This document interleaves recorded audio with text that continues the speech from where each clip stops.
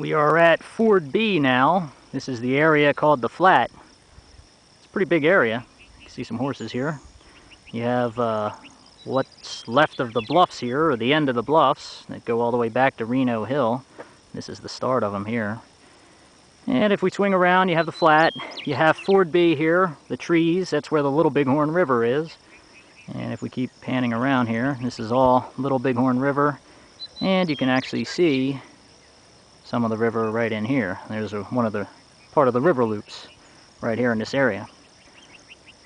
Well, Ford B is the northern end of the Indian village, and it is fordable, hence the name Ford B. The left wing, coming from Medicine Tail Coulee, which is on this side of the road here, coming on down. Company E actually peels off from Company F and headquarters staff and comes down here and occupies this area of the Flat. The gray horses were down here because of the warriors that were at this spot that noticed the soldiers coming down. They did mention the gray horse soldiers down in this area. Now another bunch of soldiers were a little bit further away, and that bunch of soldiers was Company F under Yates with the headquarters staff. And they were 500 yards up, and they were up on this rise here.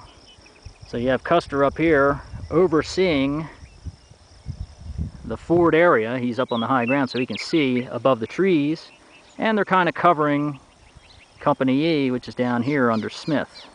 And there's some firing going back and forth. We have about 20 warriors that were late in getting to Reno, so they're just happened to be in this area. And there's some elderly people, so they're coming out here and they're starting to challenge the soldiers as well because they don't want them to cross. But this is a recon, and the Indians don't realize that. If Custer wants to attack, he can, but he really isn't. He's got one company down here. They don't even deploy for a skirmish line. Company E looks around for a little bit.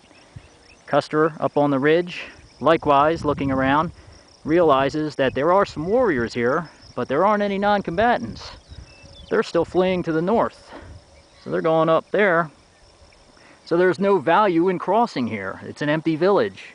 Capturing warriors isn't going to help either. You got to capture the non-combatants. You do that, the warriors will be rendered impotent. They will stop fighting because you have their families. So at this point, option one, which was to cross and attack and capture non-combatants if they were there in the village, apparently doesn't have any luster anymore. It's lost its luster. So option two is going to be taken. So Custer and the left wing decide to reunite, which they do. And they start to move up the coulee here. And this is Deep Coulee. And here you have Butler Ridge again. Headquarters staff comes down with Company F.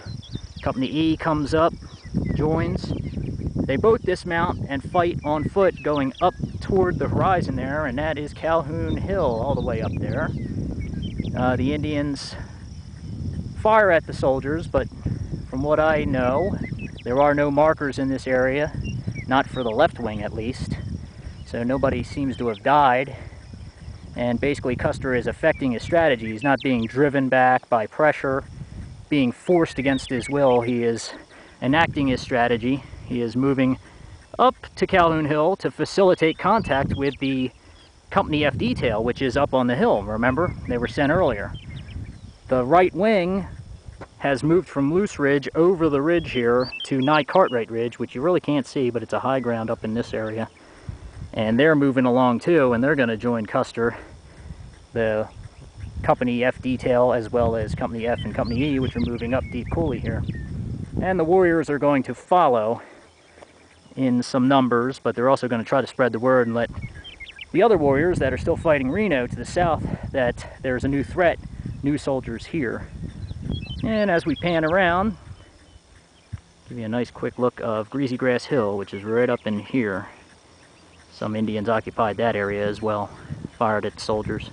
But the soldiers continued on right up to Calhoun Hill. So now we will finish here. The strategy has been effected. Option two is going to be taken. Custer needs to capture the non-combatants, but they're further to the north, so he's going to go further to the north and chase them. The whole cavalry, the whole battalion is going to rendezvous up there at Calhoun Hill, and now we're going to go to the battlefield itself, the Custer battlefield, and start the beginning of the end for Custer.